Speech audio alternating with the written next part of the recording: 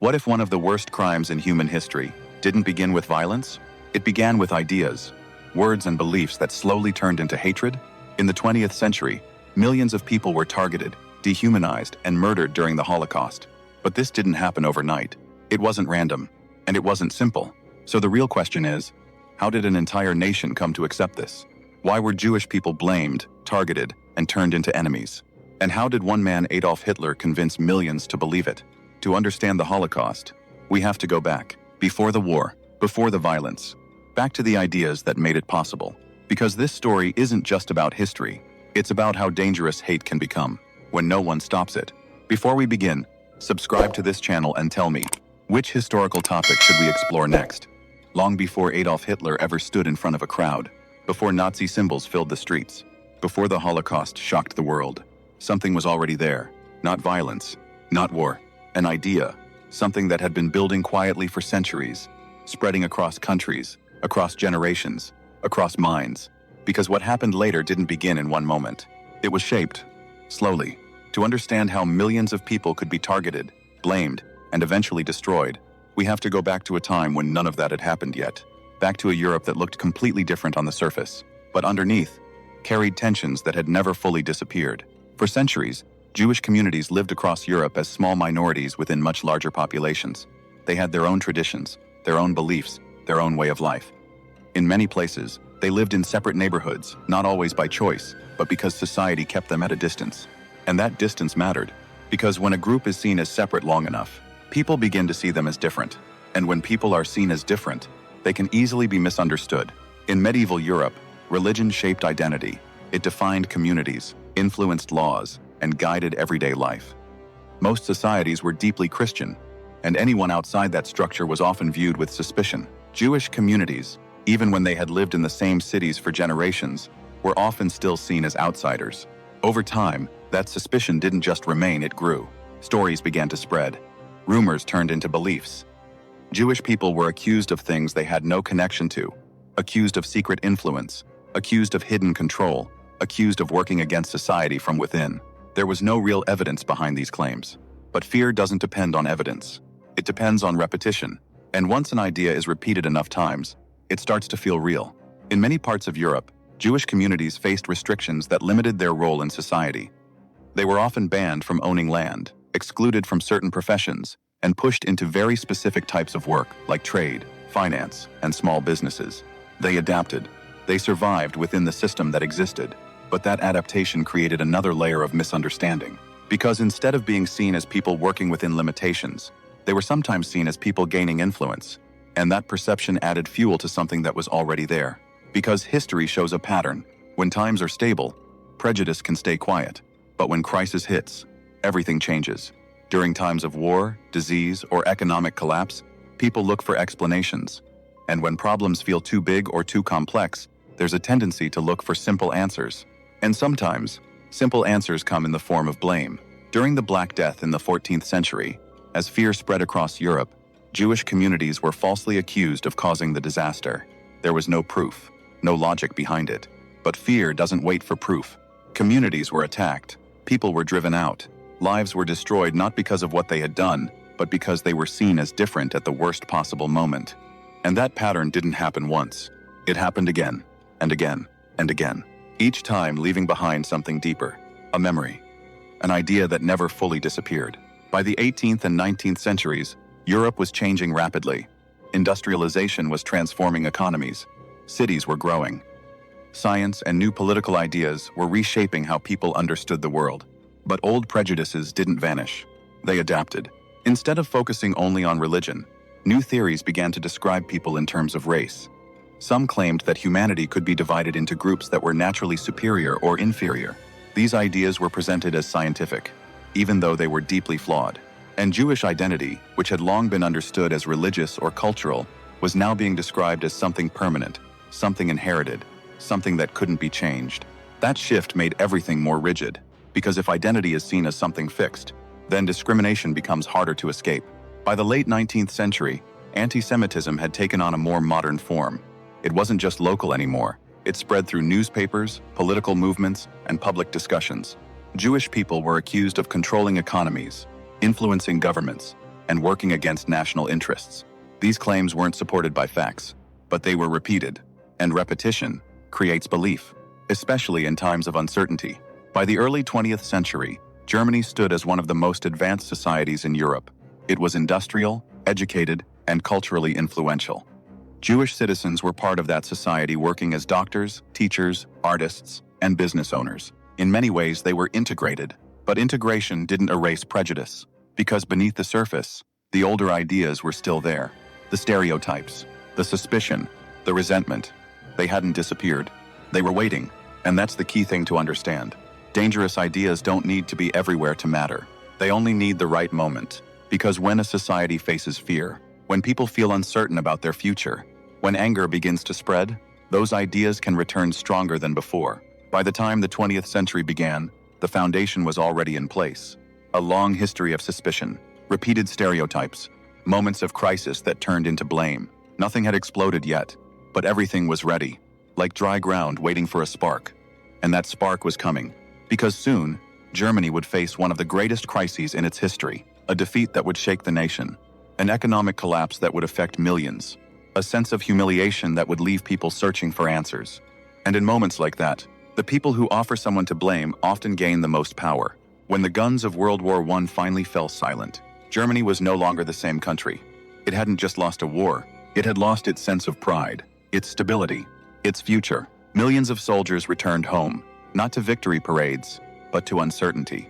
Many had spent years in brutal conditions, watching friends die, believing they were fighting for something meaningful. But when the war ended in 1918, the reality they came back to felt completely different. Germany had surrendered, and for many people that didn't make sense. Because inside the country, the war hadn't looked like a complete collapse. There was no enemy army marching through Berlin, no clear moment where everything had visibly fallen apart. So a question began to spread. How did we lose? And when a nation cannot clearly understand defeat, it starts looking for explanations. In 1919, the answer came in the form of a document that would shape Germany's future in ways no one fully expected: the Treaty of Versailles. On paper, it was meant to bring peace.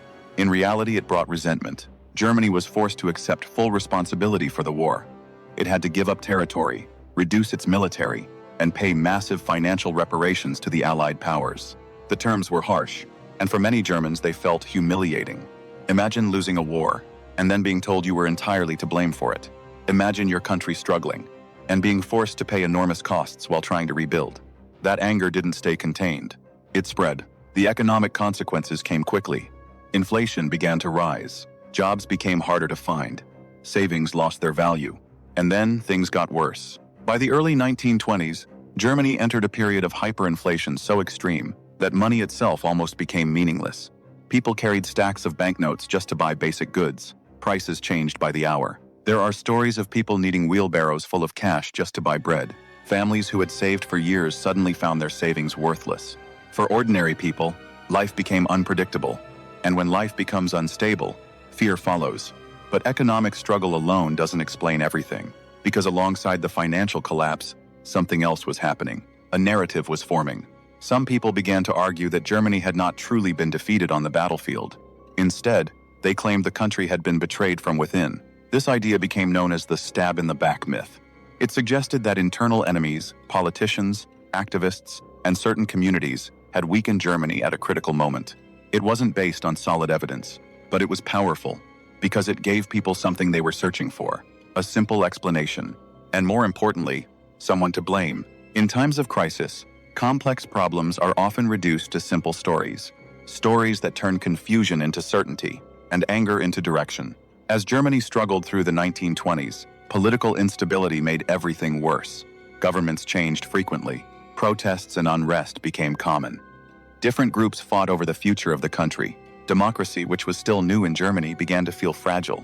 And when systems feel fragile, people start looking for stronger alternatives. They look for leadership, for control, for someone who can restore order.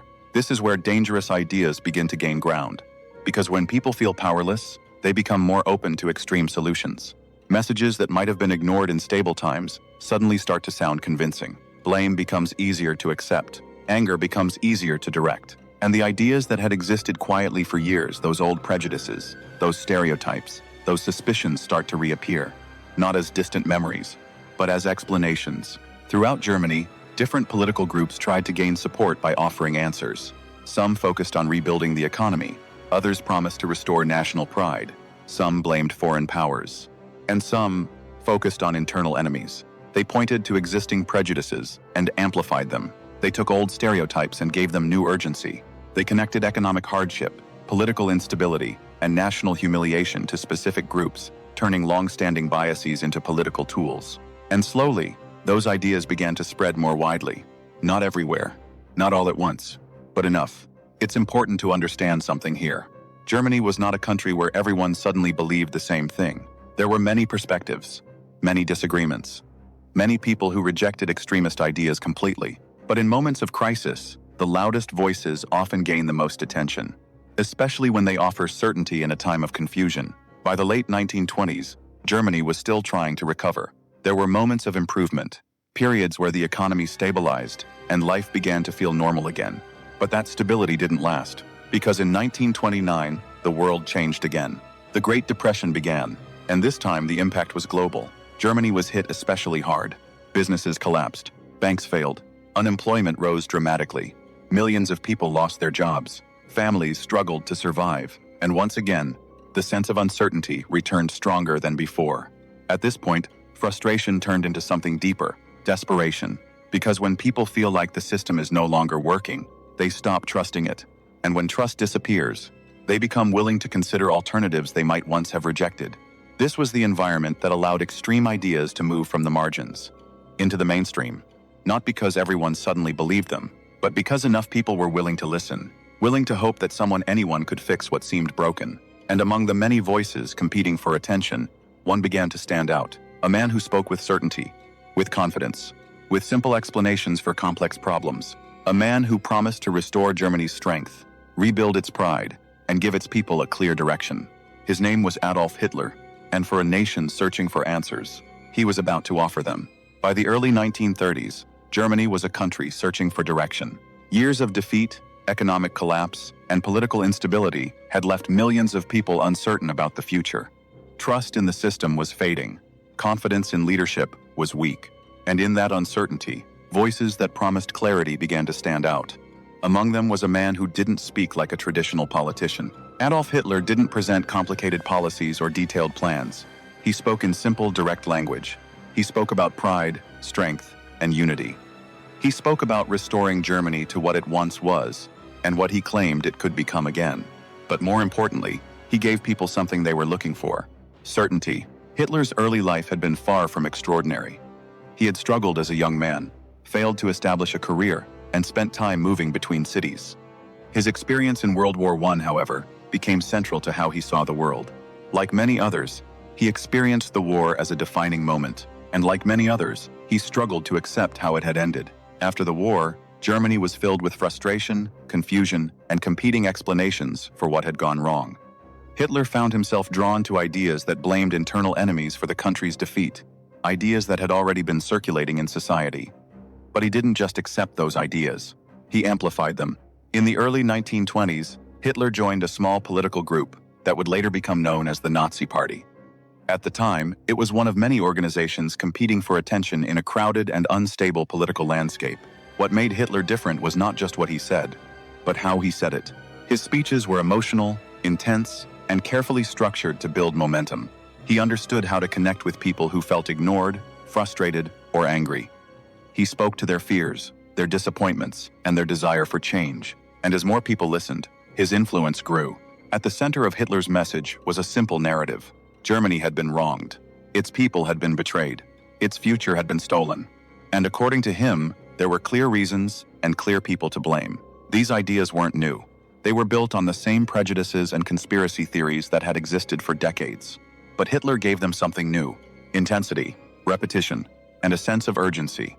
One of the most important tools in his rise was propaganda. The Nazi movement understood that controlling the message was just as important as delivering it. Posters, newspapers, rallies, and speeches were all used to reinforce the same ideas again and again.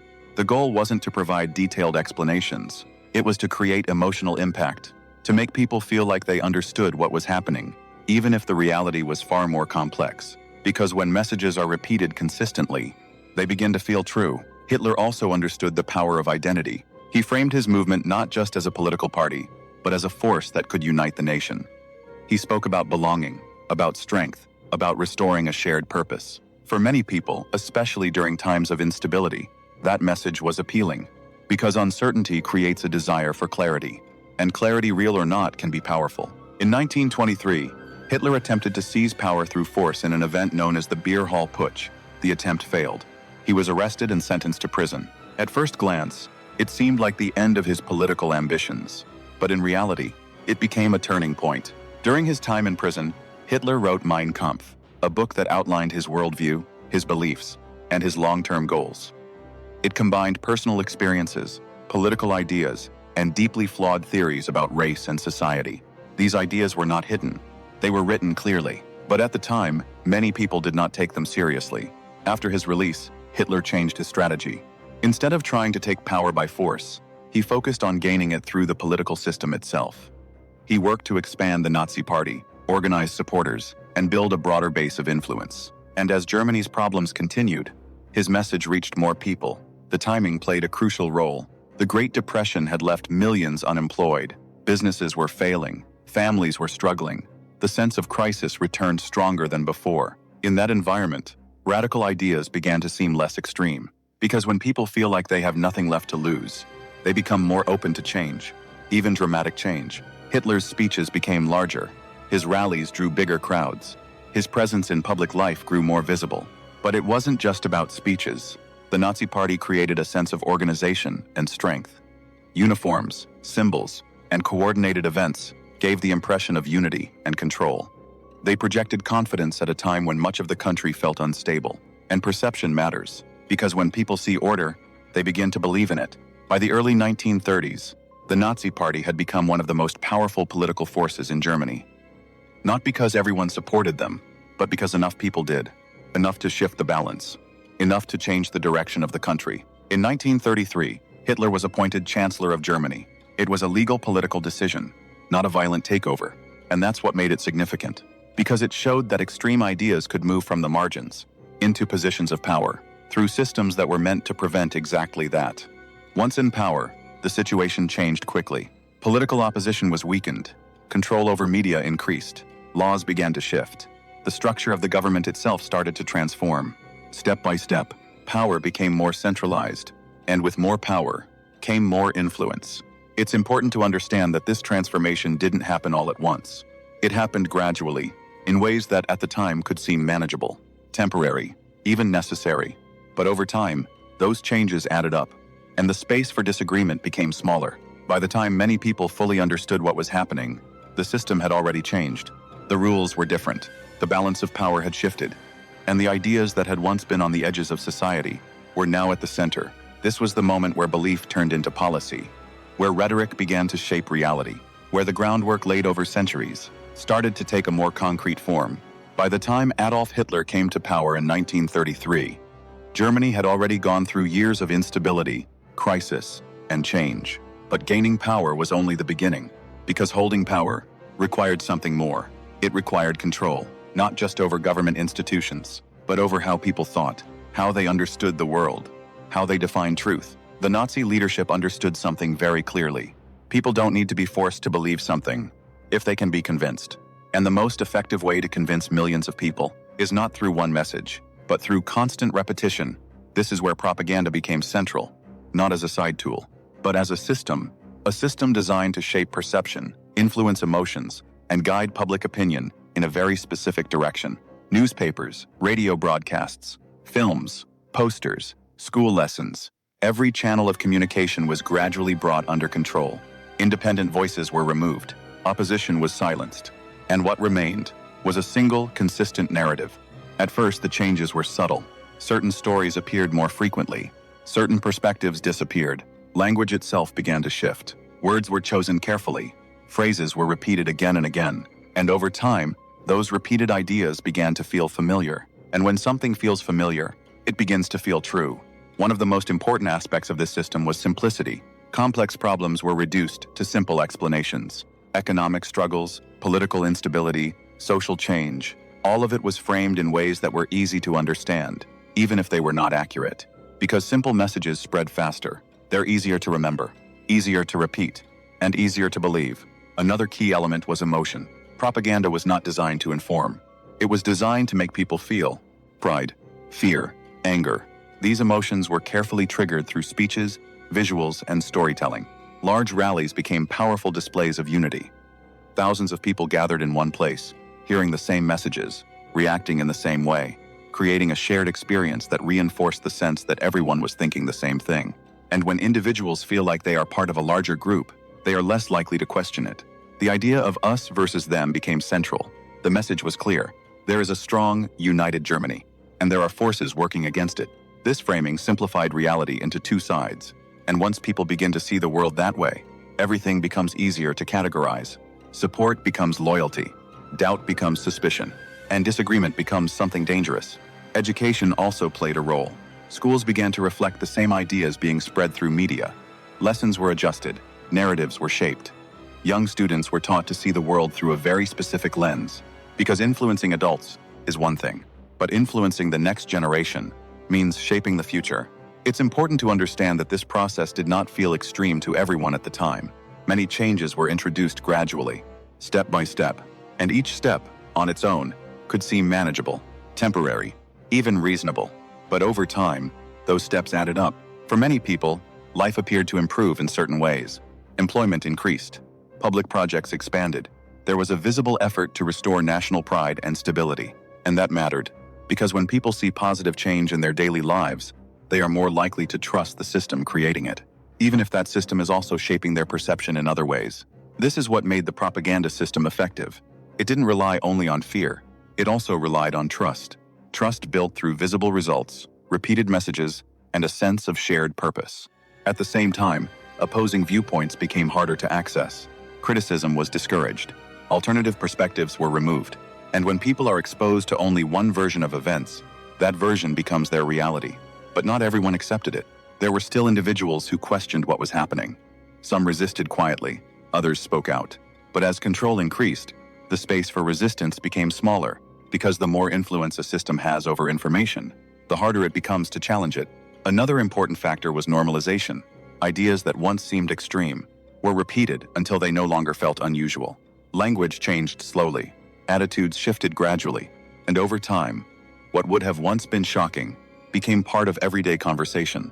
This is how perception is reshaped, not through one dramatic moment, but through consistent exposure, through repetition, through gradual change. And once perception changes, behavior often follows, because people act based on what they believe to be true, even if that belief is built on incomplete or misleading information.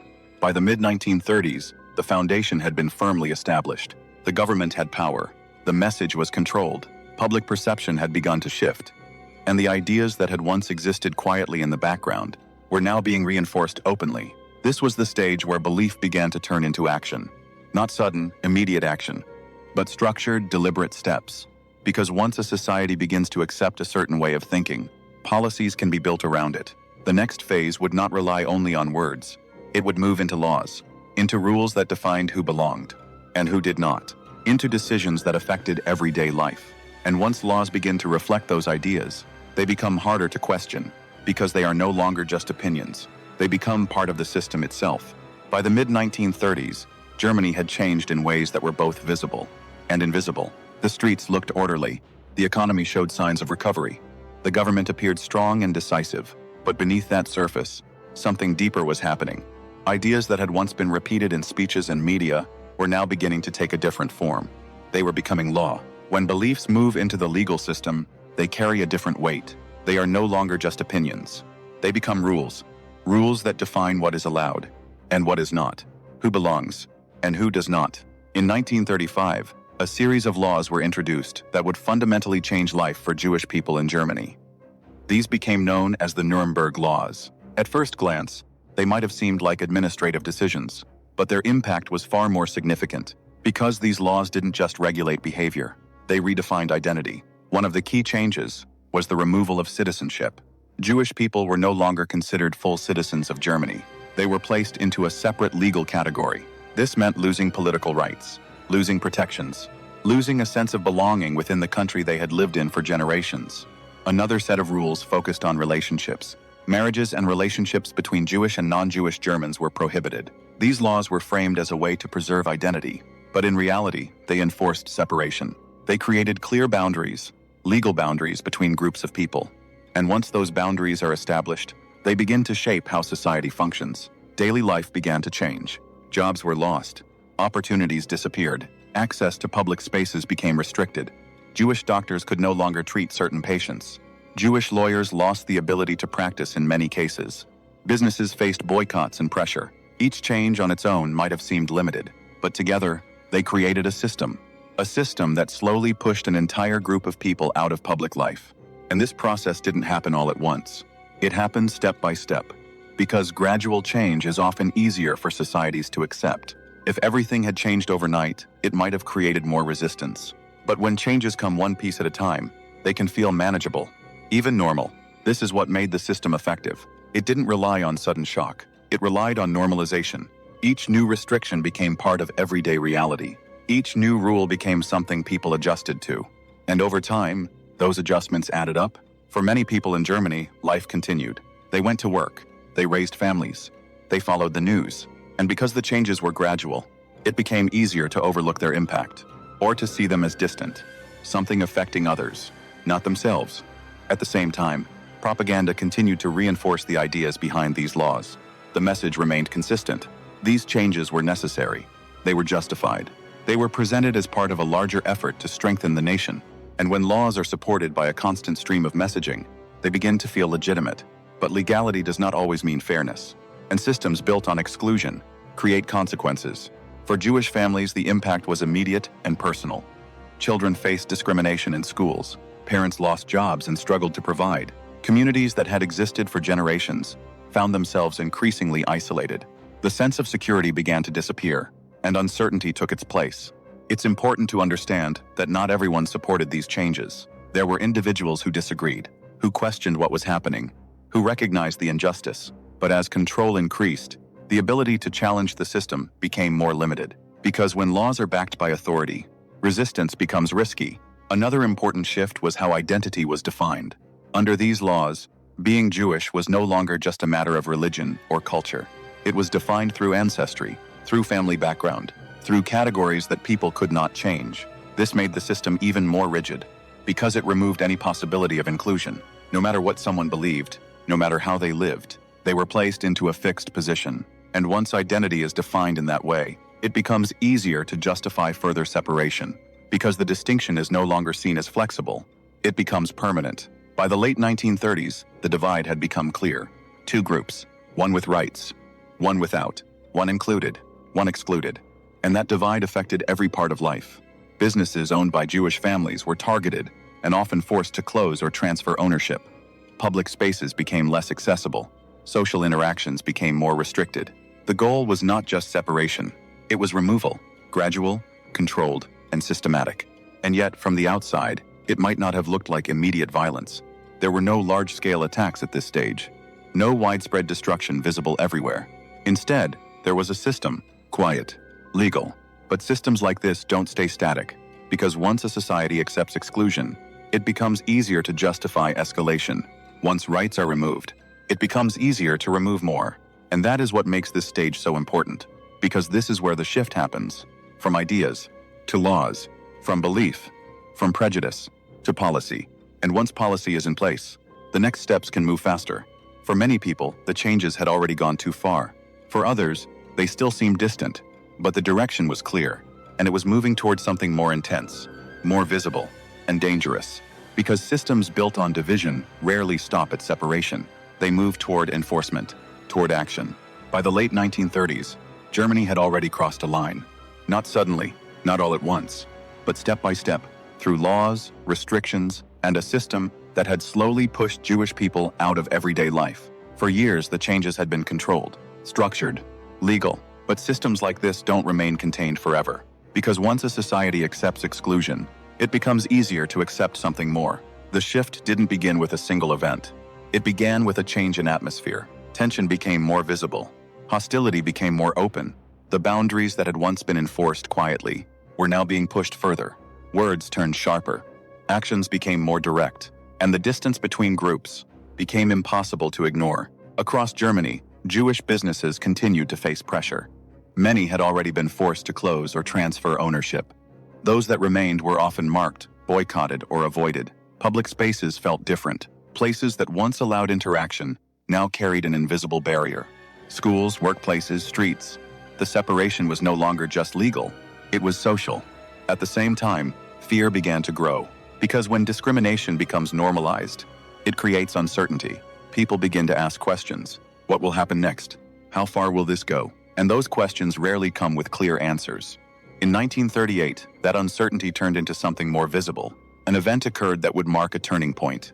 A moment where everything that had been building became impossible to ignore. It became known as Kristallnacht. Over the course of a single night, and the days that followed, violence spread across Germany and Austria. Synagogues were set on fire. Shops were destroyed. Windows were shattered. Streets filled with broken glass.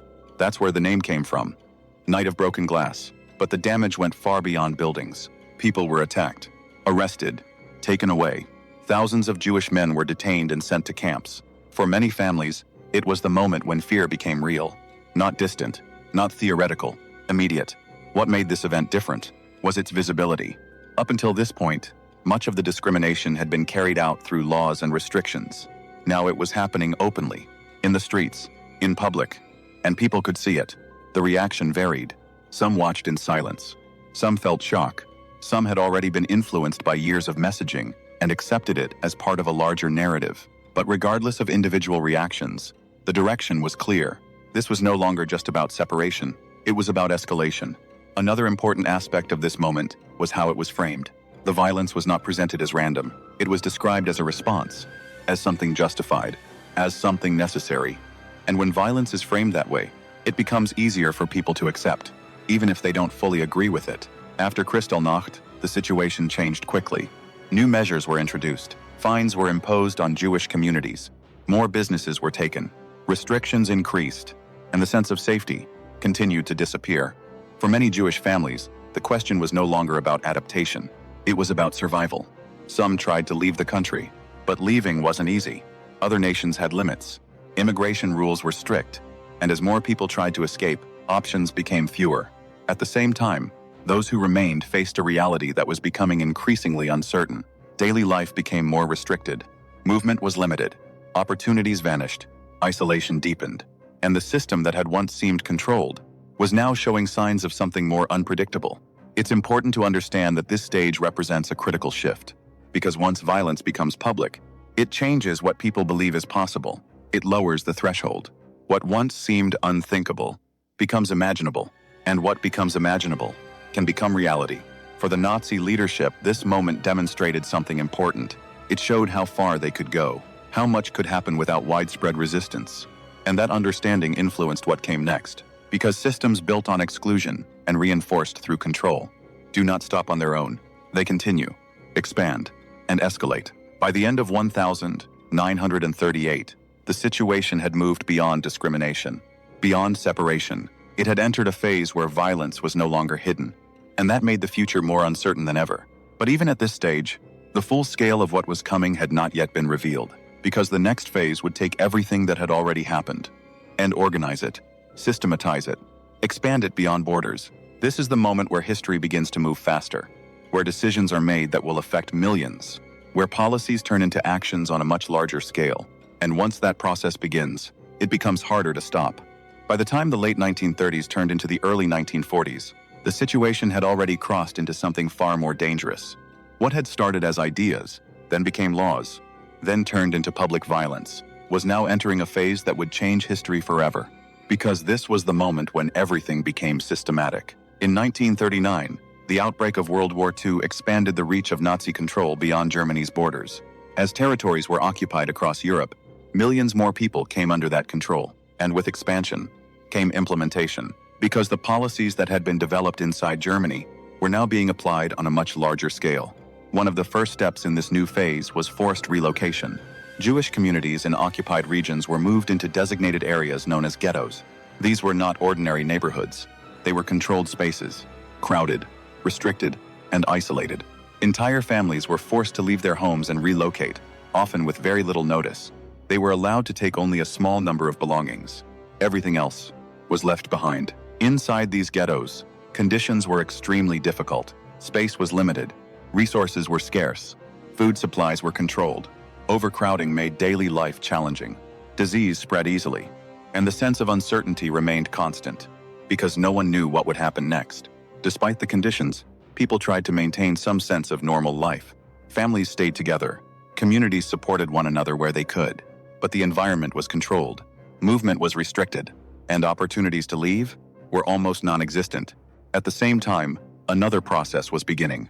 Deportations. Groups of people were being transported out of ghettos and sent to different locations, often without clear explanations, sometimes described as relocation for work.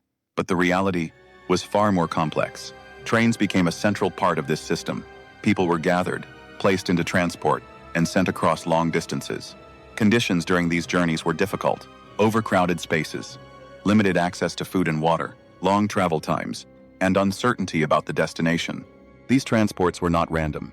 They were organized, scheduled, coordinated, because what was developing was not chaos. It was a system. During this time, a network of camps began to expand across occupied territories. These camps served different purposes. Some were used for forced labor, others for detention, and some were designed for something far more severe. The term concentration camp had already existed before this period, but during these years, the scale and function of such camps changed. They became part of a larger structure, a structure that combined control, labor, and detention into a single system. As the war continued, policies became more coordinated. Decisions were made at higher levels of leadership. Plans were discussed, and the approach became more organized. This process is often referred to as the final solution. It represented a shift toward a more systematic and large-scale approach to persecution, an approach that would impact millions of people across Europe. What makes this phase difficult to understand is not just the scale, but the structure, because it wasn't random violence. It was planned, step by step, across multiple regions, involving transportation, administration, and coordination. At the same time, life inside occupied Europe continued in many areas. People worked, cities functioned, daily routines existed. But alongside that, this system operated quietly in some places, more visibly in others. Information did not always travel freely. Many people did not fully understand what was happening across the entire system. Some heard rumors, some saw parts of it, some chose not to engage. And this is one of the most complex aspects of this period, because large-scale events can unfold, while different people experience them in very different ways. Inside the system, however, the impact was direct. Families were separated, communities were disrupted, uncertainty became constant, and the sense of control was absolute. By the mid-1940s, the scale of the system had reached its peak. Millions of people had been affected, across different countries, different regions, different communities. As the war began to shift, and Allied forces started advancing into occupied territories, parts of the system began to break down.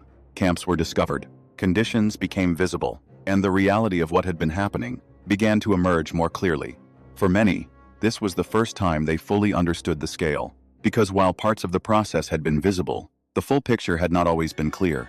The end of the war in 1945 marked the collapse of the system. But the impact did not end there, because events on this scale leave lasting effects. On individuals, on communities, on history itself. This phase represents one of the most significant and difficult chapters to understand, not just because of what happened, but because of how it happened, gradually, systematically, step by step. And that is what makes it important to study, because understanding the process helps explain how such events can develop, and why they must be remembered. By 1945, the war was coming to an end. After years of destruction, shifting front lines, and millions of lives affected, World War II was finally collapsing in Europe. But as Allied forces moved deeper into territories that had once been under Nazi control, they began to uncover something that many had only heard about in fragments. Something that was difficult to fully comprehend. Camps, sites that had been hidden behind layers of secrecy, distance, and limited information, were now being entered for the first time by outside forces. What they found inside was shocking, not just because of the conditions, but because of the scale. Because until that moment, even those who suspected something was happening often did not understand how vast it had become. The system that had developed over years through laws, propaganda, and controlled expansion was now visible. And visibility changes everything, because once something is seen, It can no longer be ignored. Survivors began to emerge. People who had endured years of uncertainty, displacement, and extreme conditions. Each with their own story, each with their own experience. And together, their voices began to form a picture of what had happened. Across Europe, communities faced the reality of what had been lost. Families separated, homes abandoned. Entire neighborhoods changed forever. The impact was not limited to one place. It stretched across countries, across borders, across generations. As the war officially ended in 1945, attention turned toward accountability. How could something like this happen? Who was responsible? What should be done next? In response, a series of trials were organized to address the actions of key leaders and officials involved in the Nazi system. The most well-known of these were the Nuremberg trials. For the first time on a global stage, individuals were held legally accountable for actions carried out during the war.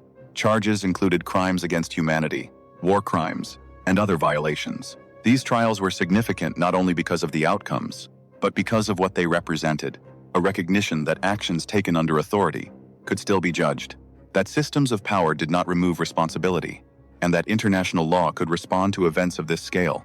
At the same time, the world began to reflect, not just on what had happened, but on how it had happened, because understanding the process became just as important as understanding the events. Questions were asked. How did ideas turn into policies? How did policies turn into actions?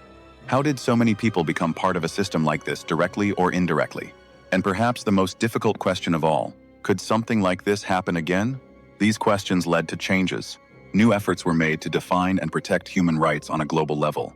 International agreements were created to establish standards that could help prevent similar events in the future. The term genocide itself became more widely recognized and defined, because naming something gives it clarity, and clarity allows it to be addressed. But history is not only shaped by policies and agreements, it is shaped by memory, by how events are remembered, taught, and understood. Over time, museums, memorials, and educational programs were created to preserve the history of the Holocaust, not to repeat it, but to ensure it is not forgotten, because forgetting creates distance, and distance can lead to misunderstanding.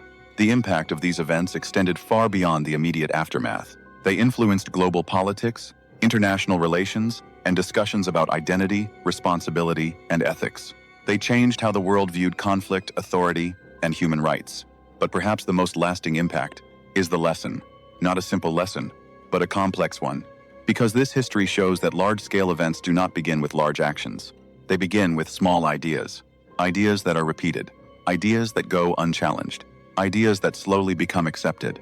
It shows how systems can change gradually, how laws can shift, how language can evolve, how perception can be shaped. And it shows how important it is to recognize those changes early, to question them, to understand them, because by the time events reach a certain point, they become much harder to stop.